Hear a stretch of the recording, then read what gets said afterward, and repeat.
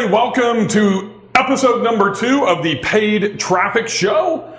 We've got a couple of new additions on this episode. I am really excited to introduce Sophia. Hi, guys. Sophia's going to be asking all the questions today for myself, and we got Mark Petree coming to you from Los Angeles. How are you today, Mark? Doing well, Bill. Thanks, man. Awesome. Glad to be here. Yeah, I'm glad that you're here as well. Thanks for being so energetic. Have you gotten a cup of Joe out there yet? I know it's like still AM, but I mean, let's get fired up here, Mark. I mean, we got some good paid traffic shit to go over today. Yeah, I haven't had my noon cup of coffee yet, so need to get on that. Awesome. So we have one other really new cool feature. You can see the countdown timer in the bottom left hand of the screen. This is a 30-minute show. So this intro is going to take 45 seconds. That means we're done with the intro. So we're going to bounce right over to Sophia. Sophia, what do you got on tap for us today? All right. Well, first off, Bill, you need to talk about your top 3 mistakes that businesses make with their paid traffic. So what would you say is the number 1 mistake? I would say the number 1 mistake that I see with people, and it happens in Google ads, it also happens in Facebook ads, and even people that are paying to run banner ads, is that they're sending all of their traffic to their homepage, Sophia. Mm-hmm. And I think Mark will probably back me up on this. I'm a little bit distracted, Mark. You got a little shine going on there. You didn't go into the makeup room today? Did you hit the makeup room today? No. Okay, there you go. Got it. I'm just messing with you, Mark. I love you dearly. Just trying to be a little funny, add a little comedy to the paid traffic show today. You're all good. So I was trying to do setup. Sending traffic to your homepage is a problem. One, because that's not going to be targeted to the ad copy that you have in a Google ad. It's not going to be targeted to the offer or the creative that you have inside of Facebook ads, because everybody's homepage is very generic. So really what you need to do is for each individual campaign that you are going to be deploying, you need to be sending that traffic to a custom sales page. There's a reason that we recommend using lead pages or Unbounce or Instapage. I know we're partial to lead pages. Mark, I think you use Instapage, right? Is that Unbounce. Use Unbounce. So Mark uses Unbounce. We use lead pages. It's a tool. Both of those are great. We can create fast, quick, basically A/B test. It's really, really easy for us to be able to create sales pages. So the mistake, Sophia, is don't send traffic to your homepage. Send it to a custom sales page. And if you use Unbounce or lead pages, you don't have to go to a great expense because you don't need to pay a developer to actually code them for you. Okay. Mark, what would you say is the number 1 mistake from your point of view? So what I see the most when I do audits is my clients aren't checking their search term report. And I'm sure there's going to be a few people that watch this video that have spoken with me recently. It's key that you check your search term report. I liken it to checking your bank account, okay? I like to check my bank account almost every day to check for fraudulent charges. A search term report is the same thing. You can think of them as almost like fraudulent clicks. They're actually called irrelevant clicks. And if you like, I can show you real quick what a search term report looks like. Can we switch from my screen? Awesome. Very cool. Okay, cool. So what you're looking at here is a search term report. And the column you want to focus on is this column right here where it says search term. And these are the actual queries actual people are making. These are the things they are actually Googling, okay? And so a lot of great data here. This is a really good search term report because if I keep scrolling down, you're not going to see irrelevant terms on this report. And so these are your search terms. And then over here, you also want to see which keyword matches up with that. And so search term report, very important to be checking. You don't have to check it every day unless you're spending a couple $100 a day, then I would. But you want to be checking it every few days to make sure you're not getting irrelevant clicks. Awesome. Mark, you got about 35 seconds left on this segment. Can you go back to how do I get to the search term report from once I log into Google Ads? Because I think we missed that part. Of course, that's easy. So from the home screen here, you're going to go from overview. You click on keywords. And then most people stay in here. Here's your keywords. You're going to click here. This is where you guys should be in your campaign. in the search term report. You want to be checking this thing all the time. What am I checking for, Mark? What's the number one thing I should be looking for?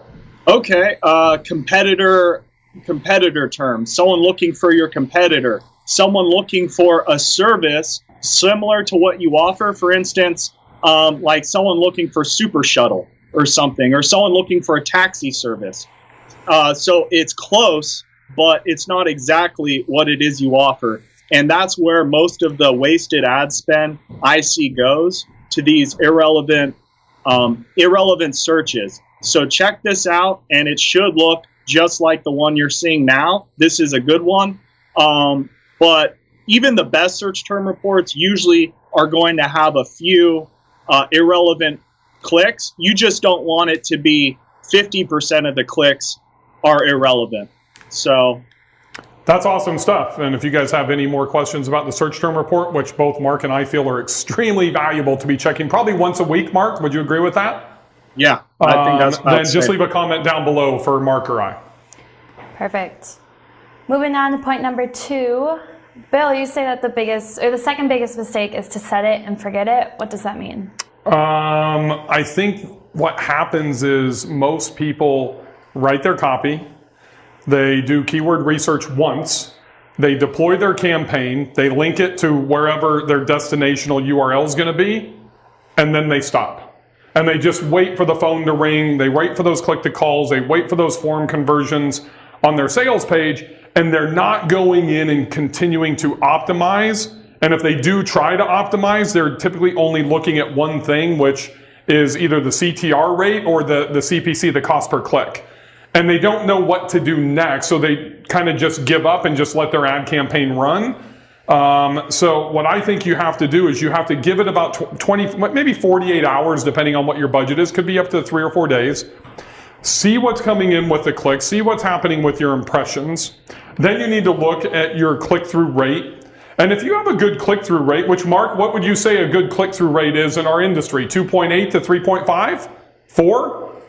I would say it really varies there's so many different factors, but the range is pretty huge, 4% to 20%. Okay, so I've noticed. Let's just say 4%, right? So Okay. if Mark says 4%, and it's hard to give a specific answer because it could be on the corporate side, the party bus side, for weddings, whatever that is, and it's going to vary across the board. But let's say your barometer is 4% or 5%. If you see that you're only getting 1%, you've probably got a problem with your ad copy. If you see that you're getting 15 or 20%, but yet you have no conversions, no click-to-calls on your sales page, no form conversions, then you've probably got a offer or a sales page issue that you need to do some CRO, some conversion rate optimization on your sales page. So it kind of goes back to number 1, where if you're just driving traffic to the homepage of your website, really hard to do CRO, not going to be getting a lot of clean analytics. And I think Mark would agree, one of the other reasons we use individual sales pages is so we have clean analytics based on traffic that's being driven to those individual sales pages. Very Yeah, cool. 100%. Yeah, to elaborate on that, conversions, Mark, why is it important to track them?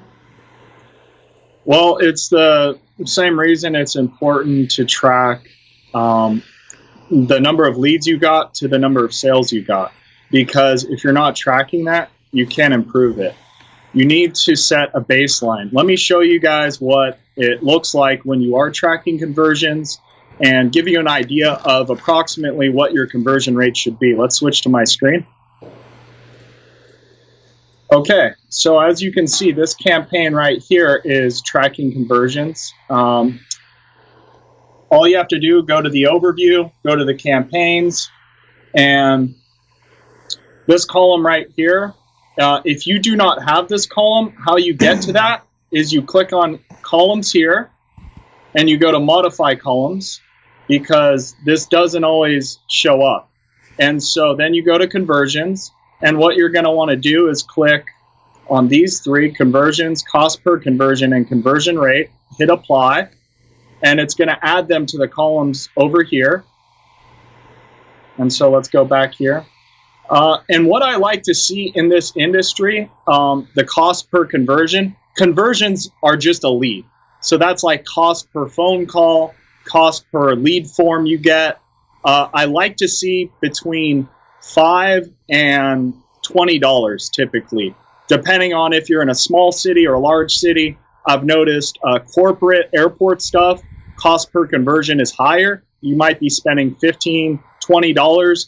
If you're doing party buses in a tiny city, you might be spending $4 or $5. But it's important to know these numbers because that is the most important metric in Google Ads is how much am I paying for a lead? Because that price should be going down over time if you're working with an agency that knows what they're doing. And cost per clicks are going up slowly and steadily. Back in 2005, clicks were 25 cents each. So over time, that will go up. But you want to be working with an agency that is trying to at least keep your cost per conversion steady, if not, hopefully lowering it. So if you're spending more than that on conversions, you guys are spending too much. So Mark, one thing before we jump off of this screen that I don't think many of our viewers probably know, if you go back to columns, as you did before, I don't know that many people know that they can customize their data that they're actually seeing here on this screen. Yeah. So my favorite things to see are going to be clicks, cost, impressions, click-through rate. A lot of this stuff is for myself. I don't usually show it to all my clients, but if you are running your own campaign, impressions is important too, click-through rate. And then down here in competitive metrics, this search impression share, that's going to show you what percentage of the total people that are searching for your particular keywords are actually seeing them given the time frame your campaign is running. So for instance, if you're running 6 a.m. to noon and you have a 50% search impression share, that means that only 50% of the potential people searching for what you offer are seeing your ad. How do you raise that? Well, you can raise it by raising your budget and by improving your campaign. It's pretty amazing to me because when I show this screen to people, they kind of have this aha moment if they're a data junkie or if they understand and that need to be making data-driven decisions. I would say 95 to 97% of the people that I discuss Google Ads with, and that's not just in the limo industry, Mark, that's in the marketing agency world as well. They don't know to go and set these data points. Scroll down a little bit. Show them call details. What does that mean? So that's for Google's actual call tracking, which I don't recommend it. It's not very accurate, and so I actually never use it. I track all of my calls through a third-party software, and that's what I recommend you guys should all be doing as well. Because even Google's actual conversion numbers are off a little bit. Their cost per conversion, they don't track everything. So that's something to keep in mind. I agree. Cool. Good stuff, Mark. All right. We all want to make money, right? But Bill, do you think maybe people are rushing into making a sale too soon? I think the expectations with paid traffic of any source, any channel, that could be Facebook ads, it could be Google ads, is that on that first ad, that first interaction, whether it's a video view, whether it's a lead ad, a form that you can actually convert on inside of Facebook, clicking to a sales page, or from Google, going to sales page, click to call, is that the buyer is always ready to convert, that they're ready to purchase on the first touch point. It couldn't be further from the truth by any means. So, as Mark and I talked about in episode number 1, and you hear me talk about a lot, this is really like dating. And if you don't have a brand recognition, if you have not had a touch point, if this is cold traffic to where they have no relationship with you at all, then you really can't expect them to buy because they're at what we call the top of the funnel at this point. And the top of the funnel means that we are in the awareness phase of the buyer's journey of the sales funnel. We are looking to not to make decisions, but we're looking for information, Sophia, to be able to move us to the second stage of the funnel, which is really where we are looking for solutions to our problem. So in that top phase, as Mark said in the past, I'm clicking on ad number 1, and I'm going to fill out the form to get more information, or I'm going to fill out the live chat or have a conversation with somebody or call. But then as soon as I get off that phone, or I get done with the live chat, or I fill out that form, boom, I'm back to my search result, and I'm clicking on ad number 2 or organic result number 1, depending on the SERP, search engine results page, that's rendered to me.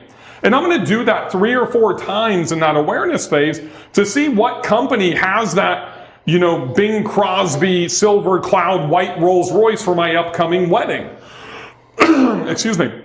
So now that I've identified that 2 of those 3 or 4 companies has that white Rolls Royce, now I want to find out, okay, what type of packages do they offer? What is their pricing? Somebody might be charging me $600 flat rate to take me from my ceremony to the reception. Another one might be charging me $250 an hour on a 3-hour minimum. So if I'm a price conscious buyer, I'm probably paying the $600 for that flat rate if the vehicles are the same. I may not even go and look at those vehicles. But if you can identify that I'm not a price conscious buyer and I am a value driven buyer, that's where you need to sell me on the value of the chauffeur, the vehicle, the logistics management, yada, yada, yada. Because now you're the one that's going to move me to the bottom of the funnel, which is the decision-making phase. Mm-hmm. And when you get me to the decision-making phase and you've taken me from awareness to solution-based in the middle to the bottom at the decision-making phase, you are going to win my business 90% of the time. That does not happen in one 5-minute phone call most of the time. It doesn't happen on a first click off of an ad or on a first visit to a sales page. So we all need to slow our roll and understand the sales cycle. 20 years ago, that was controlled by us, the business owners and the salesperson. Today, that's controlled by the buyer. They control everything because they can find anything they want on this thing by doing some very simple searches, right? So we have to let them dictate their time when they're ready to buy. That means we have to do retargeting. We have to do follow-up phone calls. We need to have email funnels set up. We have to have something to have those multiple touch points. And what I see, and I can't wait for Mark to weigh in on this, the people that are winning in online marketing are the ones that are following up, that have the sales process, that are following up with email funnels, and that have retargeting on Facebook or Google. What say you, Mr. Petree? Yeah, I couldn't have said it better myself. I know for a fact, I don't believe any of my clients do any sort of marketing automation or really use a CRM to its fullest potential. I think most of them don't use CRMs. So just start with the smallest, easy stuff, and that is, simple stuff like getting back to people quickly. Following up with a phone call after the ride has taken place to see, did they enjoy the service? Was there anything that can be improved? Leave us a review, that sort of thing. So completely agree. And just a small improvement in your response time can greatly impact your sales. I'm not saying you have to get, into Infusionsoft and all these email marketing campaigns. You don't even have to. I recommend it eventually, but if you're not even getting back to people quickly, start with that, because that will make a huge, massive difference. Cool. Awesome. Well, there you have it, guys. There's Bill's top 3 mistakes businesses make with paid traffic. Mark, what is your last point? So the last thing I see all the time is broad match keywords, and I probably sound like a broken record. I know I've said this before. I can show you guys what modified broad keywords look like, because I actually don't use any broad match keywords. Switch to my screen really quick. And I just want to show. What is a broad match keyword for somebody new to the show? The easiest way to explain a broad match keyword is, let's say your keyword is red shoe. Okay, or actually here, since we're looking at my screen, okay, this is a modified broad match keyword.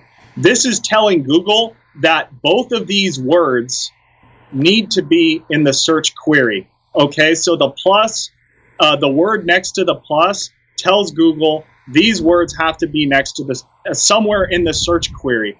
The problem with broad match keywords is that these 2 words, if this was a broad match keyword, there would be no pluses here. It would just say party bus, okay? And if these, what that's going to do is it's going to trigger a ton of irrelevant searches, because if you don't have these pluses next to your keyword, or you don't have quotes around it or brackets around it, that's telling Google, hey, Google, anything that you think is anywhat related to party buses, show my ad for that search query. Okay, and this might be things like Greyhound bus schedule, trolley rentals. I've seen some really crazy stuff that you wouldn't think has anything to do with the actual keyword, and that's why you never ever want to use a keyword without plus in front of it, quotes around it, or like this one, brackets around it. It can be very dangerous, and that's where most of the wasted spend I see comes from, is using too many broad match keywords. All right, so if I take, party bus as an example as a broad match keyword, where is that going to actually render results? What does somebody have to type in to actually see those results? You name it, Bill. They could type in Greyhound bus schedule. I've seen that before get triggered. Okay. What else? They could type in basically anything, right? Yeah. Pretty much anything to do with a bus. Like, what's the bus schedule in my town? Even a name of like let's say U.S. Coachworks or Gretsch Motors, like stuff like that will even trigger your ad to be shown. So go ahead. I'm sorry, I didn't mean to interrupt. Go ahead. Oh no, and by the way, if your ad gets triggered and shown to people, even if it's irrelevant, they'll still click on it. Not as many people, but lots of people will still click on it. And what Bill was saying earlier with like a 1% click-through rate, your ads can contribute to that. What I've found, the number one cause for a low click-through rate is too many broad match keywords, because you're getting a ton of irrelevant traffic. That's why they're not clicking on your ads, because your ads have nothing to do with what they were searching for. Well, isn't that kind of the same thing as well? If your ads have nothing to do with what they're searching for, so if you're using broad match keywords, one, you're paying for traffic, you're paying for irrelevant traffic. Yep. Your click-through rate's going to go way down. Your conversion rate on your sales page is going to be way down because none of it is relevant. So that's the exact reason why you need to use broad match modifiers in your keywords and exact match, correct? So once again, so if I take party bus and go from broad match and then use it in exact match, now I'm only going to see party bus when I type in party bus, right? Or San Diego party bus. As long as I have those two words exactly as they're typed, then they're going to render, correct? Exactly. So if you're a retail company, kind of going back to my number one, and you're trying, let's just say in San Diego, you're trying to sell San Diego party bus, you're trying to sell party buses in San Diego. Take people down to Tijuana, take them to Mission Beach, take them on wine tours in Temecula, whatever that is. If you do exact match, one, your traffic you're sending to your page is going to be way more targeted for people that are actually interested in party buses, correct? Yep. Then I would challenge you to look at your homepage right now and see if you believe that you would buy that party bus to one of those three locations based off what you see on the homepage of your website. I doubt it. At the very best, you have the word party bus and you show a party bus, but it's not specific because you got limos and you do weddings and you do brewery tours and all this other stuff. So that's why you send them to the sales page for party buses only. You agree or disagree? Yeah, 100%. I was just speaking with a client the other day. He majors in wine tours, and so we're going to build out two different pages for him. One for general stuff, and then one just for wine tours. So if you have a portion of your business that let's say you do a lot of brewery tours, you want to have just a brewery tour page. Right. So you're talking about my boy DS, right? Yeah, you got it. Nice. All right. What do we got? Anything? We got 5 minutes and 50 seconds left, Sophie. I know you got to keep us on time because I end up talking a lot. Do we have anything else to cover, or are we like done? Nope, we have two more. So, Bill, you're always walking around the office talking to clients and stuff about Phone Wagon. What is that? And did people get that? Yeah, Phone Wagon. And Tim, if Tim can hear me out in the office, since we're in the studio, Tim's going to drop in a link to Phone Wagon that he'll probably have to get from Chris, as well as our lead pages link. So one, two of our two go-to tools And we had a gentleman earlier in the chat here in Facebook. So if you have any questions, make sure you put your comments. You can ask Mark and I questions in the Facebook comments. So a gentleman, I can't see who it was. Pitt Alex asked, how do I make easy sales pages, right? So that's leadpages.net, in my opinion. It's just really easy, really functional. We'll have Tim drop in a link there, but Phone Wagon is the second go-to deal. So for our clients, we use CallRail quite a bit because I think it's a little bit more robust than Phone Wagon, but it's also starts at 4 times the cost. Phone Wagon starts at $25 a month. CallRail starts at $100 a month. So for you guys, I recommend Phone Wagon. We've actually, Chris, I think we've switched a lot of our clients over to Phone Wagon. And what it does is it's call tracking. But it's different than trying to track a call by pressing a button on Ring Central or Umail or whatever you're using on your phone. You can actually create a different number, and I think Mark would agree with me, with each one of your campaigns, you should have a different number so you can separate the conversions for each individual campaign. So if you've got that wine tour sales page tied to a wine tour campaign, that's phone number 1. But then if you're also doing those brewery tours, like let's just use San Diego again, there's a bunch of breweries from Carlsbad to Mission Beach down into, kind of, what's the name of the district down there? The gas lamp district, right? So there's a bunch of breweries. So if you're doing brewery tours down there, you don't want to use the wine tour number. You don't want to use your general phone number. You want to use phone number 2 inside of Phone Wagon. That way now when you get 10 calls to the winery tour sales page on click to call, Phone Wagon's tracking that. You get to listen to the recordings of each call. It's all through the phone number. It's tied to an individual campaign. Then you log back into your desktop or laptop or phone and you see that you closed 2 of those 10 phone calls. So now you know what your reservations are. As Mark said earlier, the Google call tracking is not that great. Phone Wagon gives you this extra level, makes it easier so you can track your return on investment. Most of you are just looking at Google Analytics and or Lead Pages Analytics and or Facebook, clicks analytics, and it's not telling the whole story.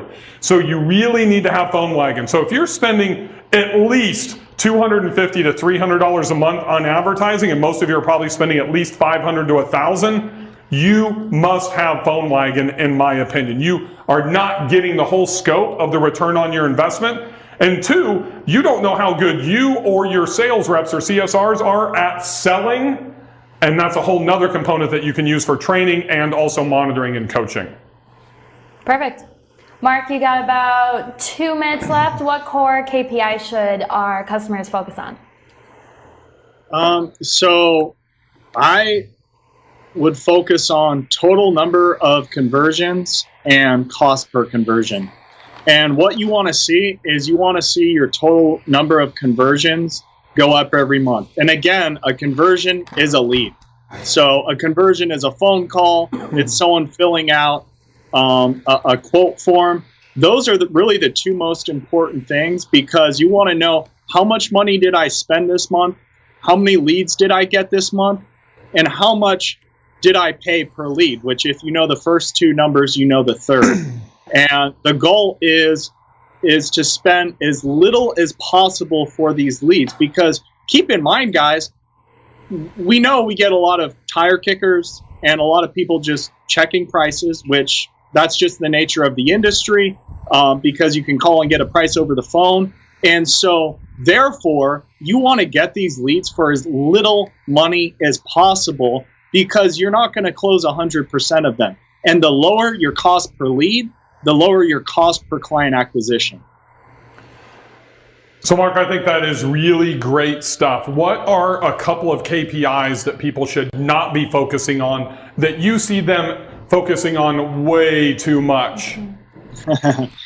Impressions, clicks, even click-through rate can be important. A lot of these additional metrics are for, unless you really understand what they mean, they're just vanity metrics. Clicks, I had a client call me the other day, said, hey, I had 10,000 clicks in January. I only got 500 this month with you. What's going on? And I had to explain to him, I'm like, well, those 10,000 clicks you got for 20 cents each, those were all junk. Right. And so... They weren't valuable. I think that's great stuff, Mark. We got to wrap this up. We got about 22 seconds left. So guys, Mark, thank you. Sophia, thank you. This is episode 2 of the Paid Traffic Show. Next week, Tuesday's Christmas.